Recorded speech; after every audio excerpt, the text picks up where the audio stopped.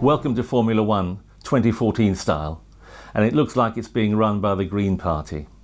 The cars are heavier, slower and quieter. The notoriously over-the-top sport, which has been as loud and as vulgar as a Wolf of Wall Street, and about as politically incorrect as Jeremy Clarkson and his cronies on Top Gear, has had a massive makeover, and many claim that it's changed down a gear or two. But don't be put off. You can never underestimate the ingenuity of the engineers and the mechanics in Formula One. The old 2.4 litre V8s may have been replaced by 1.6 litre V6 turbos, and there are plenty of ugly nose jobs around.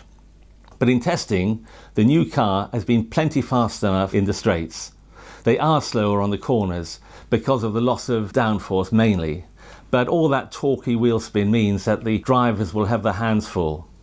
There will be lots of overtaking, even without the use of DRS, and there will be plenty of reliability issues and lots of red faces early on, with cars burning by the side of the road probably. That at least until all the teams get a proper handle on the most fundamental changes to F1 for 5 years and maybe even longer. There will be 2 new venues, one in Austria and the other in Russia. Some familiar faces have gone. There will be no Mark Webber, Martin Whitmarsh or Ross Brawn, but that old obsessive Ron Dennis is back and now in overall charge of McLaren. And Bernie Ecclestone, who will be 84 in October, is still F1's chief executive, although he does face criminal charges in Munich in April. He denies any wrongdoing, but if he is found guilty, his employers at CVC have made it perfectly clear that he will face a sack. So it's a season with much at stake for all the players. There are probably 2 fundamental changes. The turbo engines have come back. We haven't seen turbo engines since 1988. That is a huge factor. There's also a change in the fuel load. The fuel load limit is now 100 kg, which is about 135 litres, which is roughly 2/3 of the load last year. Well, Red Bull are going into Australia looking very undercooked. They haven't had the testing that they wanted. They've had issues with the Renault engine, maybe more than the other 3 teams who are running Renault engines. That has to do with the packaging, the rear end. They've tried to package it in a very tight way, and they have had overheating issues. So I think we can safely say that they will be playing catch up. Having said that, people have complained that Sebastian Vettel has had it all too easy. He's not a great driver, which of course he is. He's won 4 titles in 4 years. He is a great driver, but if he can overcome this particular issue, it's the biggest challenge he's ever faced. If he can come through at the end and win another title, then he really will be perhaps the all-time great.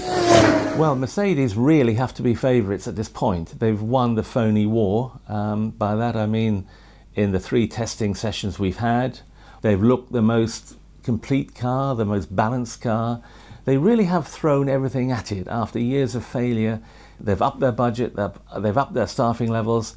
They look hungry to win in a way that reminds me of Red Bull 2 or 3 years ago or 4 years ago. And they have 2 top drivers. You've got Hamilton, who is a very fast, instinctive driver, the world champion, of course, in 2008, and Nico Rosberg, who is more cerebral, more technically sure-footed perhaps, now a winner in Formula One. Hamilton and Rosberg won 3 races, remember, last season. So there were times last year when Mercedes were the quickest car. Now I think they are ahead of everyone else. Jenson Button might have a good chance if McLaren can look the part. In testing, their car looked perhaps a little bit behind the other Mercedes-powered cars. But Button has the experience to deal with the new challenges, and the team will be a lot more focused. But having said that, I can't see them beating Mercedes. Well, Ferrari, the car sounded very smooth in testing. They probably aren't quite up there with the Mercedes engines, but they look solid enough. And what is compelling is a new team lineup of Fernando Alonso and Kimi Raikkonen.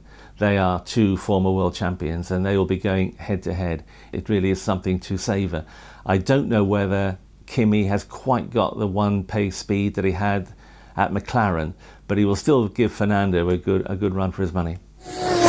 Well, I think Williams might do very well this year. They've got all the tradition, of course, having been a great team in the 80s and the 90s. They've picked the ideal time to switch their Renault engine to a Mercedes engine. I don't think Felipe is quite the driver that he was, but he's still very good, very experienced. Williams look to have a good car, a good engine, of course, in Mercedes, a good chassis. They really look up for it. This season is very difficult to predict, and everyone will get it very wrong at some stage.